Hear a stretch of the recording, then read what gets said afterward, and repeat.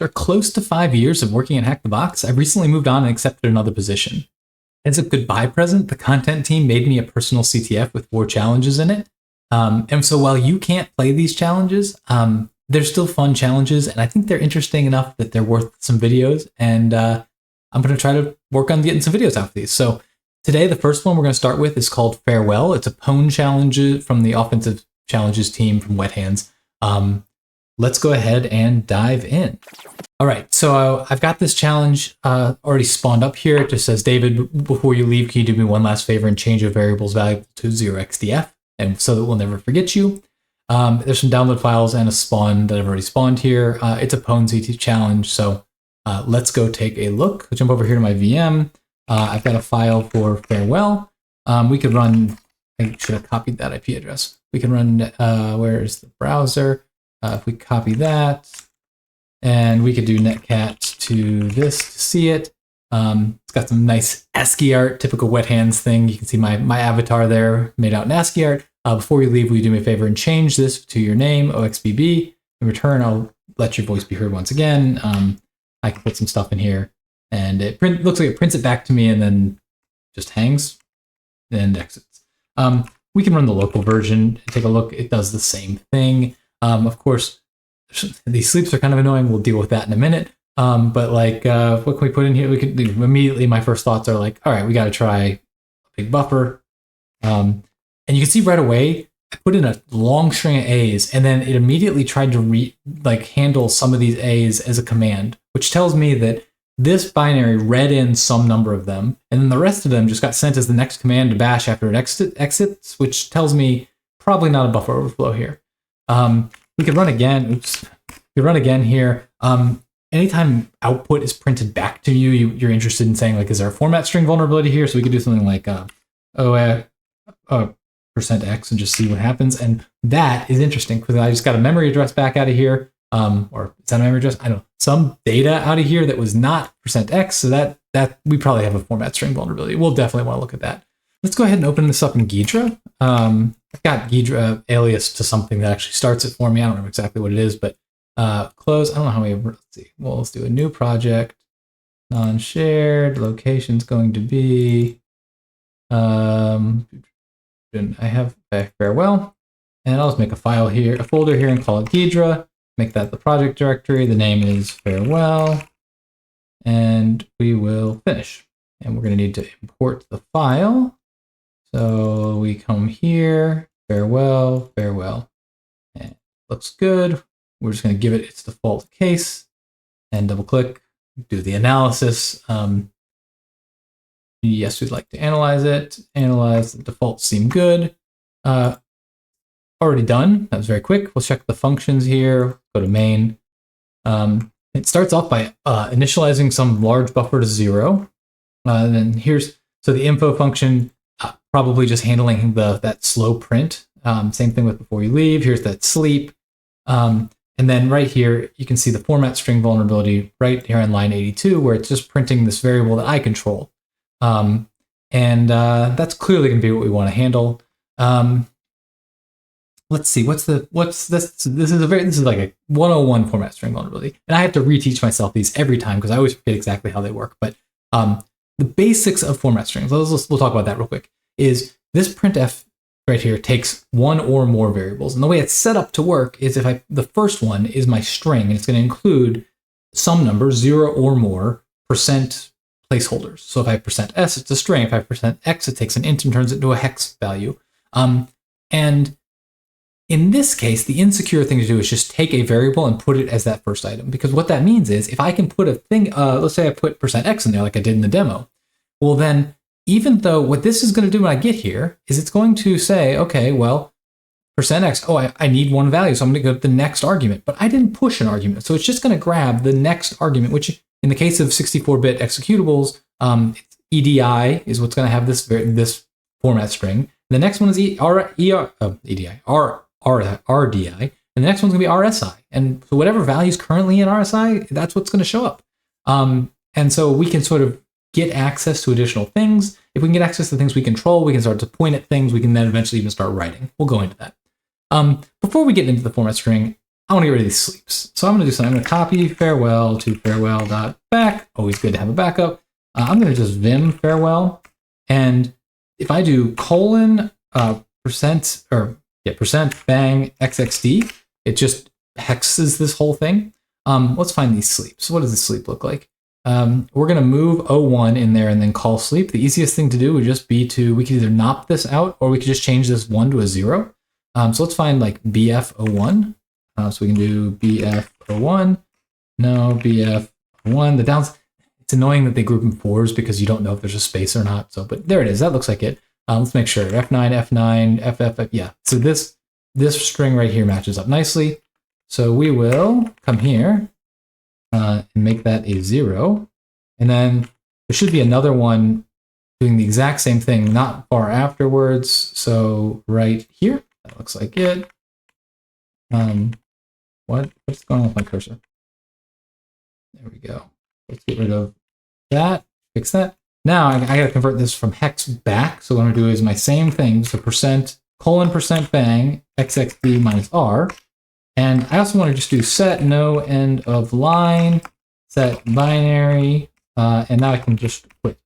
And now if I run farewell, I got rid of those big sleeps. There's still a kind of annoying short sleeps there. We can fix that too. Let's go back in here. Look at how info works.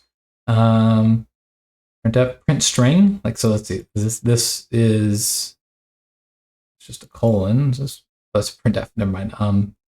Print string wet hands. Let's see. What's print string look like? Aha. You micro sleep. So this is sleeping 0.12 seconds. No, we haven't made between each one. So we'll just find that and null that out as well. So here we go. We're going to look for BF-E02E. So we will do %bang xxd BF-E0. No, BF space E0 2E. Perfect.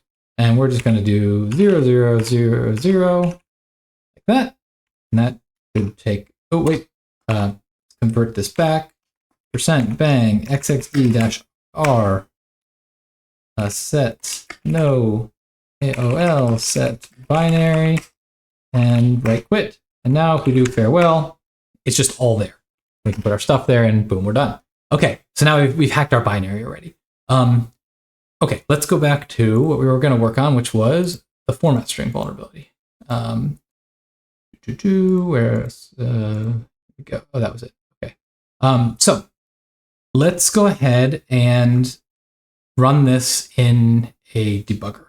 So we can do gdb farewell, and I'm going to put something like, we will put disassemble main, and we want to find this call to printf, which is right here.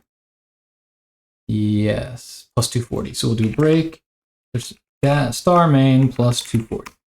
And we will run, and now it's going to ask us, no, I'm going to put in something that looks like %OX16, I think it's LX, and we'll do dot, and then we'll do that a bunch of times. I don't know how many we'll take, but we know there's a place where it maxes out. We'll try that. And this is I'm gonna make this a little, let's see, we can make this bigger, and I'm gonna make the font a little smaller. Apologies for anyone watching on mobile, but it's nice to be able to fit this all in. So I'm just going to go ahead and continue from here. And you can see what prints here. These are the different values of LX. That's not what I wanted. Something is funky there, I think. Let's see. Oh, I should not have put OX in there. It should just be X. I'm surprised that worked at all. Let's just run this again. And we're going to we'll try this one more time. So we'll do %, 016, that's what I wanted, LX, like that. And I just like to put a dot to help separate it. And let's grab that and we'll paste it in a few more times. That, and that looks better. Okay, and then we'll just continue. Okay, this looks better. So you can see now I have a bunch of 64-bit words showing up here. That's what the XL or LX is. And this just says fill it to 16 and fill it with zeros. And that's how that whole thing tempers. And so if we think about this, so when I get to this point of the printf, the first thing I expect to see is the string itself. So I'm going to go up a little bit here. And that should be an RDI. And so RDI right here has the pointer to the string itself. Okay. The next thing is so now I didn't set any of these other things. So now when I try to read these things, this should give us RSI, RDX, RCX, I believe that's R8, R9, and then stuff off the stack. And so let's go take a look at that. And if we see here, this will be, this should be let's see, this is D3F0. I'm gonna go a little smaller just for a second. And that is what is in RSI, cool. This next one's 3F, which should be in RDX, that's that. BA61 is here in RCX. 9 should be R8, that is.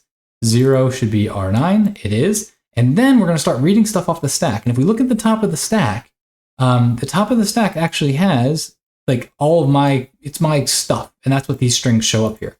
So you can see we are now reading stuff off of these different registers and off the stack, and that's an information leak. So how can we make this useful? Let's try running this again. And this time I'm not just going to dump a bunch of stuff. I'm going to actually put some stuff in memory. So let's see if we can find some stuff on the stack. There we go. We'll do that. I'm going to put 1, 2, 3, 4, 5, 6, 7, 8 dots. It's nice to work in spaces of 8. And now we can do another trick where we do this, and this time we do, let's do like 7, we'll do 6, because that 6 should be the top of the stack. And then we want to do 6, and then the next thing we need is the $LX. What this is going to give me is, instead of having to say, give me all the arguments, I'm saying, give me the 6th argument, so the top of the stack, and give it to me as a long hex. And if we run this, you can see here it's printing our string, and then when it gets to that thing, boom, there's 64 bits, 4 A's, 4 B's off the top of the stack right there. So I can read that data off the top of the stack. Now, this is cool because if right now, this said the LX here, the percent at $6 LX said get the 6th item, which is the top of the stack, and then print that value. Well, if instead of LX, I use N, what that says is go to the address right here, all A's and B's, and write the number of bytes written so far in this string to that value. So if we can put the value of we want to write to right here where that is, then we can actually write to that value whatever we want. And that's what we're going to do right now. To do that, now I'm writing binary non-ASCII values in. So I'm going to go ahead. This seems like the time to go ahead and start writing a Python script. So we'll do code here, and let's move it over here. Give ourselves a float.py. So what do we need to be able to do? So we're going to do from pwn import process. Go do that. So we can say r equals process, and we'll just hard code that farewell. And what do we want to do next? Well, let's go ahead and make a payload. Equal to, and what's our payload going to look like? I'm just going to start it off with an empty string because it's just easier to build that way. And now we want to do something that looks. Let's actually just start by doing this right here. Boom. So we will copy that. We will bytes paste. Boom. That looks good. We don't need the new line will come. And we know what we should expect. So we'll do r.receive until. And now we just need to get, what does the prompt look like here? Copy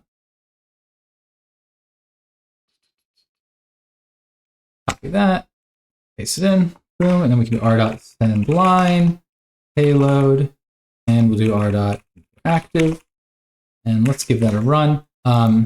So we're going to do uv run script wait.py. It's going to fail. Nope. Okay. So we're going to do uv add, and that's going to be Pwntools. And now when we run it, let's see. Pwntool. That's not right. Pwntools. And let's get rid of Pwntool. We don't need that. So I've got a whole cheat sheet on UV and a video about that. But basically, we just added this metadata here with the dependencies. And now when we UV run it, it installs. Let's see. Did I not save it? Pwntools. Save. Yeah, so it just installed Pwntools into a virtual environment and ran it. So, and then ran within that environment. And you can see here, it did just what we expected there. It prints out the same thing we got doing it manually. Now, we're going to go ahead and say, okay, instead, we're going to do our payload plus equals, we'll do P64, because that's how we are going to say, take an int and pack it into bytes. So we'll say P64, and we need the address of the guy who leaves. And that is 404010. OX404010. Boom, that looks good. And now, after that, we want to make sure that well, I guess we can just go from here. So we can do payload plus equals, and we'll do bytes, and we can do a dot $6, no wait, %6 dollar. Let's just see if we can read it. Do $LX, and then a dot like that, and we can get rid of u, and let's save this. So in theory, this should put that on top. The payload should be the address we want, followed by a point. We should be able to read back that address. So let's run it, and come here. We run this, and we didn't get it. This is clearly the address right here, so that's 40, 40, and 10, but then it doesn't work. Just to be sure, we can comment this out. Oops. Comment you out and do payload plus equals 1, 2, 3, 4, 5, 6, 7, 8. Better make that bytes or it'll yell at me. If I do change it to that, you can see it worked right. Here's my A's, and then here's my reading back those A's as hex. So why did it fail? This is a good time to bring in GDB. So let's see, I'm gonna make the script a little prettier here. So we'll say def usage, and this will be print f. And then we'll say usage colon sys.argv0. I guess we'll need sys or sys. Ooh, stuff. And then after that, we are going to have local or debug. And we will sys.exit. Exit. Okay, so now we can say if plan RV is not equal to 2, usage like that. That is sys.rv. Cool. So now, otherwise we can say if sys.rv1 is equal to local, boom. Elif sys.rv1 is equal to, and we'll say debug. And this we're going to say r equals gdb dot farewell, and we're going to say break star main plus 240 new line C. So we're going to actually break. We're going to run there.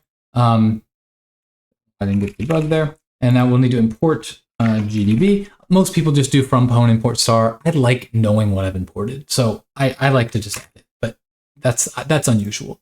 And then we can just say else usage. You didn't get one of those things, you fail. You failed. We did something wrong, so we'll end up here. Okay, so let's run this again, and we will run this with debug. And see, we got our window up here. We are at the call to printf. We got the A's there. This one just should work.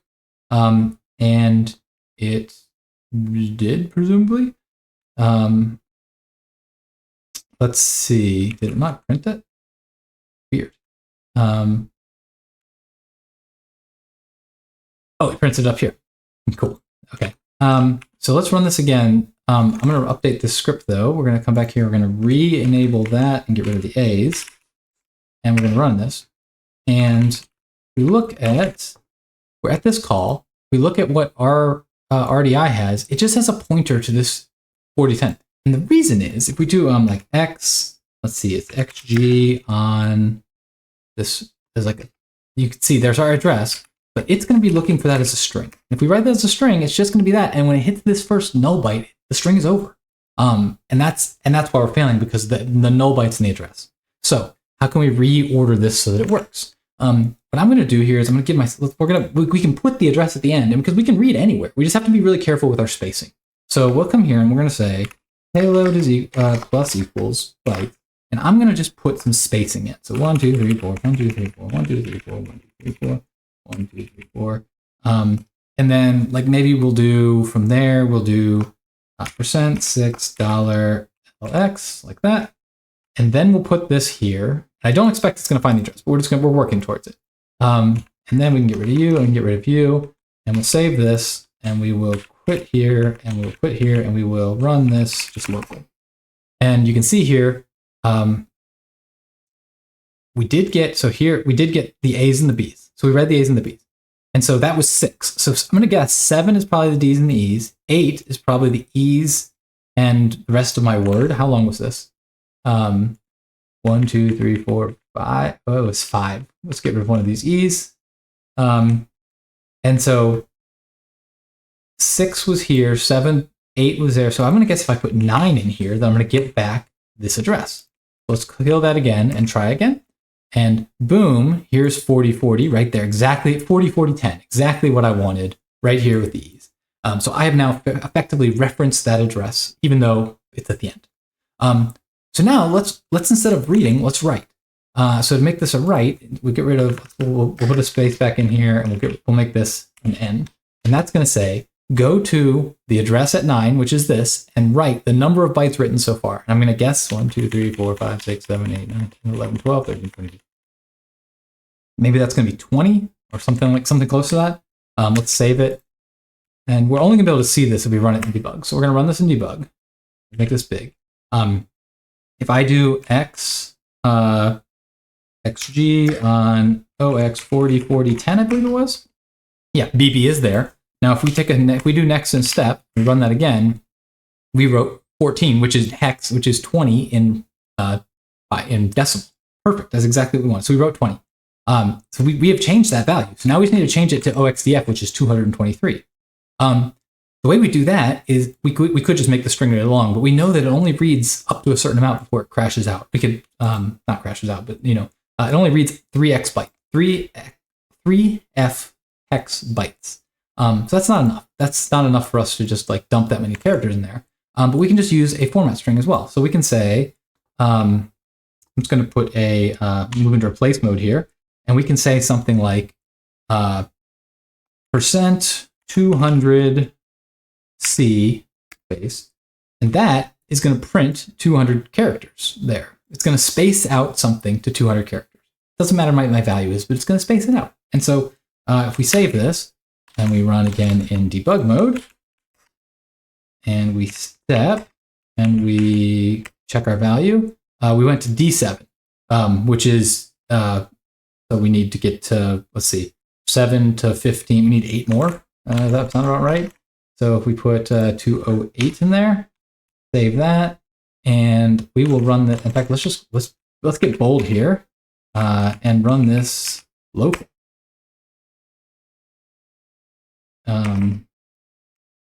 We have a shell. It ran, we hit this and we ran our exec v bin sh and we got our shell.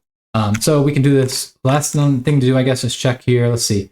We can do something nice and fancy. We can say like IP comma port, and we can say, we'll say try. We'll need remote r equals remote, and this will be sys.argv1.split on u, and we'll just put a splat here, and that'll expand it out to be perfect. And then except if that fails, we do usage. So basically, if we didn't do local or debug, we're going to try to split it and pass it to remote. If that fails, we'll call the usage and exit. And we can save that. And now we just need to find that. See, point find netcat. Yeah, boom. Okay, so then we will do farewell, and we just need to put a colon back in.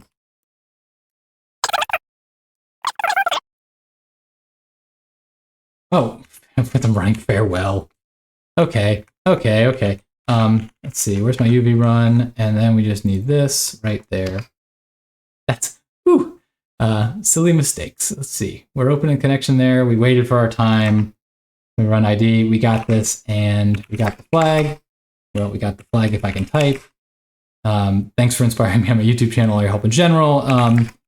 When I was talking to Wet Hands afterwards, he was like, show me your payload. I showed it to him. And there's a much simpler way to do this. Pwntools has all built into it. We can grab, we need context, and we need elf, and we need fmt str payload.